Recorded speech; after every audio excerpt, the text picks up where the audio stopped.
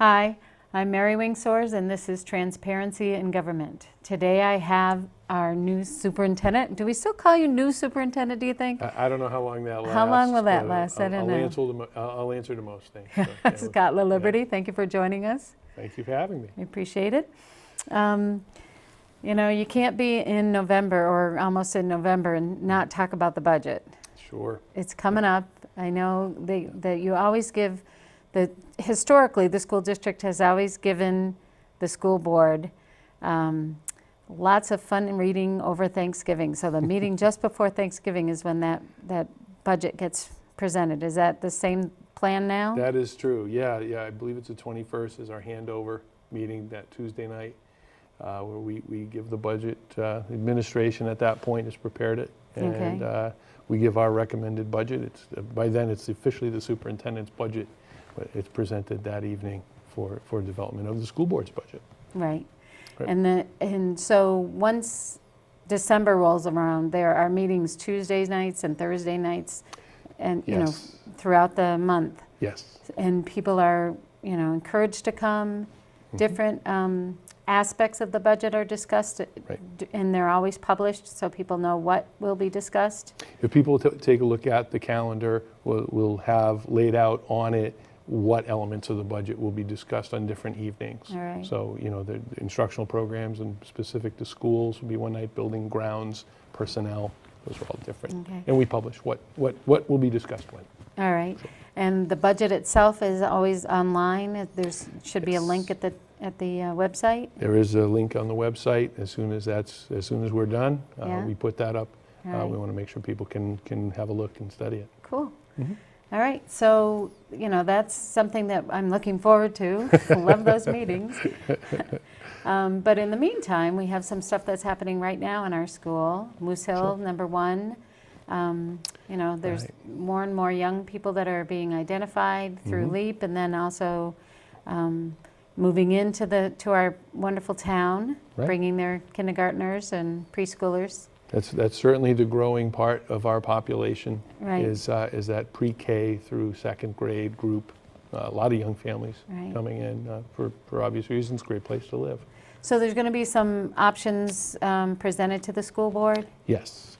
As we come to film this afternoon, it will be next week's meeting. The 24th, I believe, is the date, and we'll be presenting to the board different options for their consideration as far as ways in which we can respond to the growth, both in LEAP and in kindergarten as well. Mm-hmm. And so, all of the consideration is taking into effect that fact that we already have a budget, for this fiscal Right. year, and whatever solutions you all come up Right. with have to be paid for within that budget. Correct. And there's not a huge amount of leeway in that budget. It's No, not there like isn't. the town side that has $1 million that they get to give back to the We're envious, yeah. taxpayers, or $3.5 million that they can spend on other things. So Right. we are generally right to the very little. I mean, a couple of $100,000 in a $65 million or $70 million budget is not a huge amount of money. Right. That generally we have sometimes can go back to the taxpayers. We do try to plan for contingencies, just as anyone does, but you're right, it's a thin margin. One of the challenges that we face with LEAP in particular, which is our Londonderry Early Education Program, right, our preschool program, there are about half of the students who attend that are identified as being in need of special accommodations. The other half, by law, are students who do not. And one of the things that a lot of people don't realize about that can be a strain as far as budgeting goes. Students are eligible for that program on their third birthday. Right. And that doesn't mean next year, Right. Literally month to month. As soon as a student, as one of our young people turns 3, they can come to our doors and we provide those services. So that you can see where that would be a challenge. We don't just start at the beginning of the school year. Right. We actually gain enrollment every month over the course of the year. So LEAP gets bigger and bigger. So it's not like kindergarten where you have to be 5 not. by a certain date. You can be Correct. 3 in January, and that's when you Yep. start school in January. You start in January. Yeah. Right. Which is wonderful because we know that the earlier we begin giving services to these learners, the better the outcomes are as they go throughout the system. Right. You know, so Right. we're not unhappy with that, but it is just the reality of the situation. It's a lot of, that's why I made sure we took time to mention that, because a lot of people don't realize that. And you're right, those early interventions are what can really make a difference, particularly for students who have different learning challenges. For us to get to know them earlier, to collect data on the best ways to teach them, help them develop those foundational skills. Of course, their parents are working with them as well, but we have an opportunity to work with them a little bit earlier, which gives them a chance to progress along with their peers once they're in kindergarten and beyond. And some of those services might be physical therapy, it might be Yes. occupational therapy, it might be speech and language, it could be so many different diverse Right. things. It's not just a special education teacher that might be Correct. involved with this child. So talking about space issues, it's not just a classroom that might be needed, it's other spaces that are needed. Right, right. And as you know, a lot of those particular services, not only do they require a dedicated space, but there might be requirements of that space. So it may need to be a very quiet area if you were working with a student on speech, articulation, or something like that. You couldn't really do that in the middle of a crowded room and Right. expect to have that kind of any kind of success. So that is part of the equation. Right, or the hallway, as in, years past, we have Yeah, done reading happens. classes or art classes or music classes in halls, and Our teachers are very creative and very resourceful in using all the resources at their disposal. so we'll look forward to next Tuesday when we see some of the solutions that are being offered or Right. suggested. And so again, the school board is one that loves to have public input. So Yes. if you have any comments that you want to make on a solution that you might be able to come up with, please come to the school board meetings and speak. We love good ideas. Yeah, yeah. So another thing that I have on my little list here is the C3 meeting. C3 is the curriculum, Yeah, Curriculum Coordinating Council. right? That will be tomorrow evening, which many of your viewers won't have a chance to see this before that Right. before that meeting. Yeah, but I think it's a great idea to kind of mention that. That is a council that was formed 3 or 4 years ago, if memory serves me correctly. It combined the curriculum subcommittee, the special education subcommittee, and the information technology subcommittee. And what it did is brought those 3 together because they are interconnected. Right. It is an opportunity for people in our community, parents and community members alike, to be able to hear some of the different things that are going on in the schools. It is a mechanism by which we as administrators collect feedback. It's facilitated by Dan Black, who's our new assistant superintendent. He still gets to be called the new guy for a while too.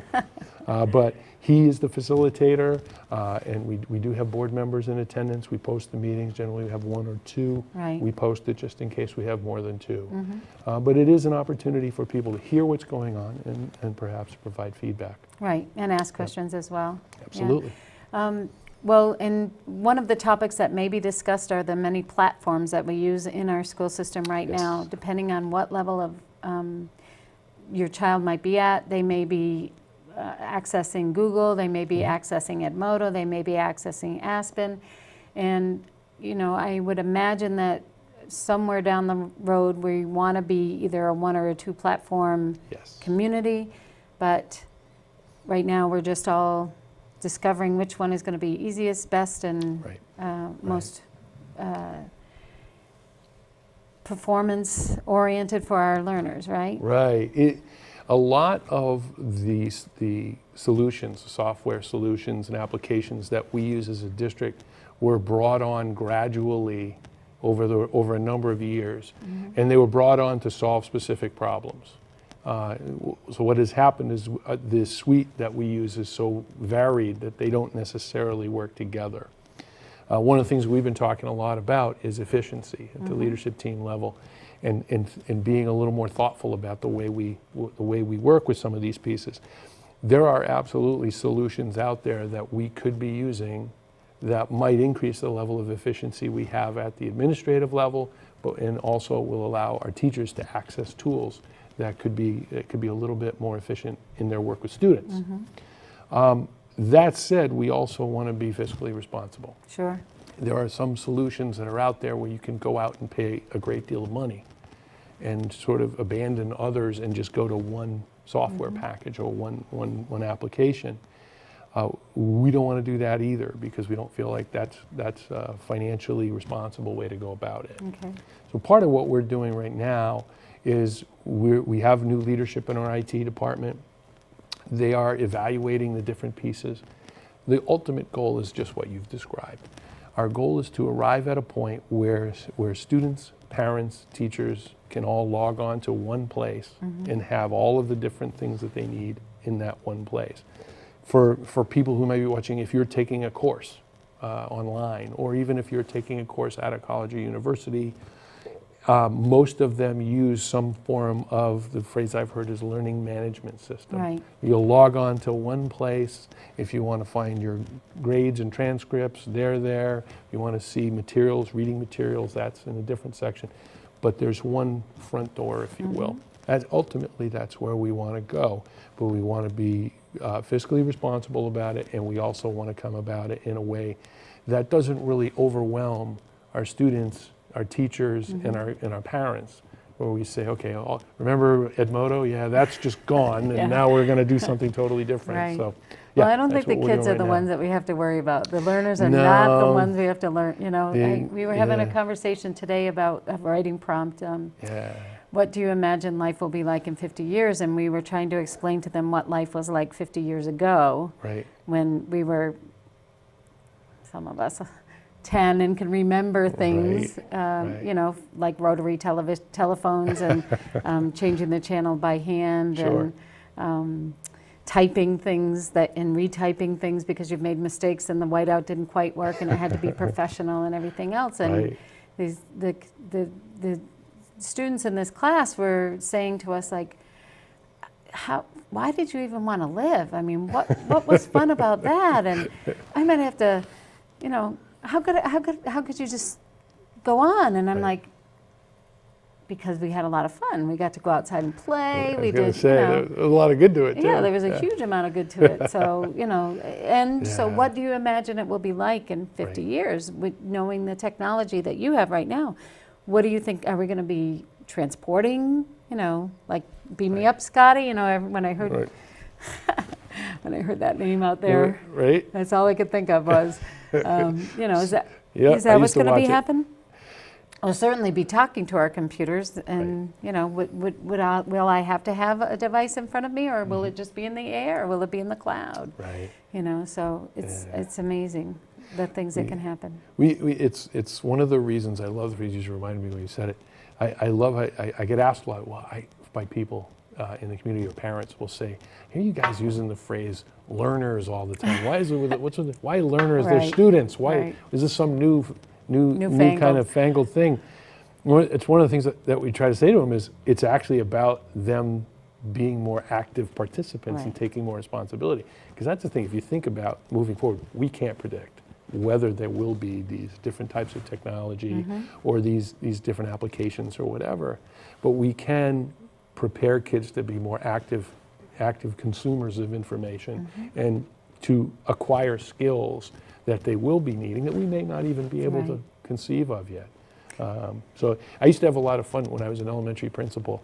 I would have kindergarten parents in for orientation, and I would do a quick slideshow of all of the things, of different things that were so when the current senior class was in kindergarten. So you say, okay, this was what a flip phone looked like. You know, this is what a cell phone looked like when the current seniors, and they'd all laugh. But it does go to that whole idea that things are changing so quickly. Really, our task as educators is to prepare kids to be self-actualized, to be active learners. And you know, that leads me into the whole idea of standard-based reporting.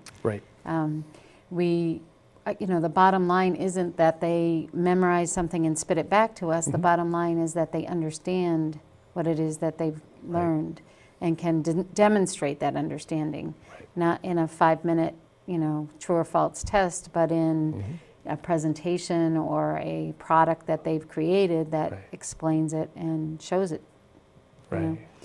So is this going to be a new thing, though, that parents are going to have to buy into, do you think? I don't think so, because if you look at what's happened over the last 5 or 6 years with the elementary schools, this is the first year where all our elementary faculty have put in a tremendous amount of work developing these standards-based report cards. And what they did was they added one every year so that the current 5th grade class has known nothing but them. And it is sort of a trend in education, but it's a really thoughtful, meaningful trend, because really what we're doing is we're articulating what students should be able to do and what they should know. So instead of receiving, say, a satisfactory in elementary school in reading, we don't really know what that means. No. What we tried to do with standards-based report cards is we tried to spell out exactly what a satisfactory performance in reading looked like, and we stated it plainly. Teachers worked very hard in choosing the right language. So now, report cards are a little longer. But if I'm a parent and I'm not in education, I can actually look at it and say, wow, you need to work a little harder on your nonfiction reading skills. You really like reading fiction, but you're not such a fan when it comes to nonfiction. Right. You're a little further behind in that area. So you can have these really meaningful dialogues between parents and students. Right. When you get right down to it, that is what grades and reporting systems are supposed to do. They're supposed to explain the student's current state of knowledge and current state of skill, first and foremost to the parents, because the parents are the primary educators. And what I think is exciting about this is that it doesn't allow for averaging. So I could bring in every single piece of paper that you send home to my parents with their signature and get an A in your class, even though I have Fs and everything else, because if they average it together, well, get a C in your class, I would say, because it averaged together. This gives you actual, reliable data that tells what the learner has learned and what they need to work on exactly. Those extra credit assignments, I think, are always well intended by teachers. They want to give students an opportunity, whether it bring something in for a food drive or do some extra credit work. But you're right. Oftentimes, from a mathematical standpoint, that can dilute the real articulation of what they know. Right. So as educators, we should be buying into this. Yeah, we should be. I think most are. Right, and, I do and too. a lot of people who aren't, it's more a matter of comfort level. We live in a world where something new happens every day. So for us to be so dynamic that we're able to adapt to all of all around us that's new, I think is uncomfortable for some people. We try to be patient with them, but yet at the same time, show them the merits. Right. Yeah. Right. And, I don't know if you could speak to anybody and not see the merits of this. Right. Right. So, let's see, what else have we got to talk about? There's lots of stuff happening in your district, sir. Yes, there is a lot going on. I'm asked frequently as the new guy, how are things going? I say, and my tagline is, I'm still waiting for my first boring day. And usually experienced superintendents will chuckle and say, you're going to be waiting for a long time. So it's exciting, though. There's a lot of good things going on in our district right now. So, we are all concerned about the numbers because we know that in the CIP there are a couple of schools that are down the road a little bit, an elementary school and a middle school are on that CIP now. It's been adopted by the planning board. So the numbers, generally we go with a October 1st number that the state pays us for, right? That's what they base our allocation on. Correct. Whatever happens on October 1st. But that number also gets sent to another group, the NH. We do some work as we want to. the challenge on our level, on the systems level, is if you wait until the students show up, you're too late. Right. So we try to be out ahead.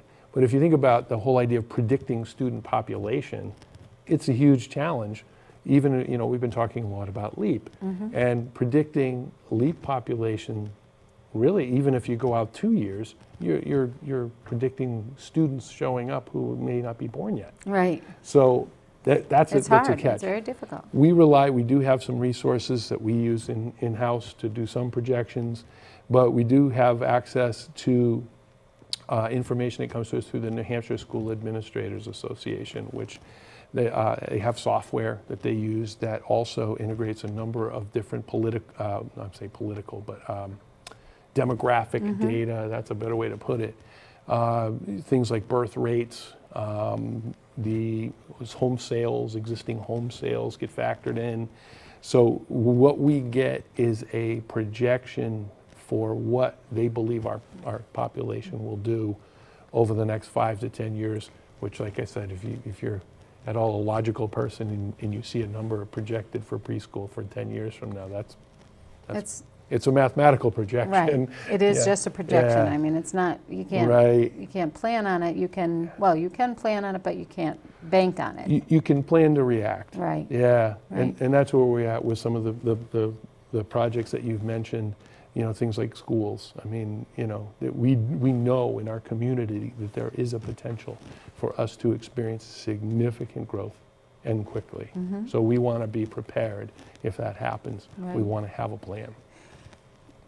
Do they take into consideration commercial projects? I mean, for example, the Amazon thing, if that were to come in, Right. we're not going to have 50,000 jobs day one, but if that were to come in, it would bring in a bunch of people. That would be significant. Right. Yeah, I'm very interested. We have submitted our data to them. At the taping of the show, we haven't received the results back. We expect it any day now. And that's going to be very interesting to see how something like that would impact it. Because obviously it would. Right. I mean, really for southern New Hampshire. So knowing that you did this October 1st, do you do it again? For example, if they were to announce in February that we were going to get this project and they want to be built by 2019, according to Kevin, would you go and have it done again? Oh, yeah. Yeah. Yeah. Yeah. Yep. As soon as we have actionable data, All right. we'll get to work on that. Right. And as I said, it's a nice problem to have because so many of the communities around us, and if you look at central and northern New Hampshire, they're shrinking exponentially. So, is it a challenge? It's an enormous challenge, but we're fortunate to have it. To think that we could offer that kind of resources to our community. Good. Yeah, that's exciting.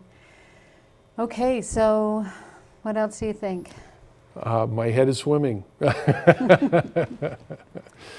Well, we're coming, as you mentioned, we're coming into budget season right now. Right. We're literally building that, working on that today. We receive our budget proposals from the buildings at the end of this week, and we're going to see where we go. We're trying to grow in an intelligent way, and we'll see what we're able to add as far as some of these projects that you're talking about. Right. Yeah. So one of the rumors that I heard was that there are an awful lot of teachers at one of our elementary schools who are ready to retire, so that we're going to start seeing those Right. names showing up at the school board meetings before too long, and Right. that means that there's savings to be had right there because you Right. say goodbye to somebody who's getting one salary and you're hiring somebody who's getting a significantly less Right. salary as a new Right. teacher, Right.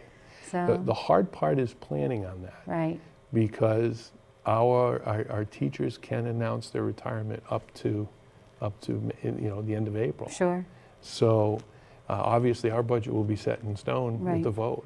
right, So we certainly do plan on that. We do keep a list of those who are eligible. We do have a few teachers who have had conversations with our HR department. So we have an inkling, but again, we try to be responsible as far as our projections go. The last couple of years we have exceeded them, And that's something that, you know, like I said, it's helpful, Right. particularly when you're growing. If you have a situation where you have to hire more teachers and you don't find out about it until the last minute. Yeah. I mean, this year was a great example. In Moosehill, we had 24 new students register in the 2 weeks before school opened. Wow. And 20 So of that's a whom were whole in the nother- morning. Yeah, So that's we, a whole nother teacher. yeah, Yeah. yeah, we were able to absorb them, thankfully, but yeah, that's the kind of thing that you can't necessarily anticipate, even Right. with the best projections of Sure. enrollment. Sure. Yep. All right. Well, I'm looking forward to next month when we will have had the budget presented. Yes. I believe, no, Yeah. actually, probably not. But you might have an idea of where you're going to go with it. We will be in good shape Yeah. when next we meet. Right. Yeah, then it'll be up to the board Right. to take it from there. And we'll see what solutions are proposed for the Moosehill Yep. overcrowding right now, Right. and see where else we go. Interesting times. Yes, it is. Right. So please become involved with everything that's happening in your town. Go to the meetings, or at least watch them. You can stream them live if you don't have cable. Thank you for joining us today. Thank you, Scott. Thank you. It's Mary Wing Soares and Transparency in Government.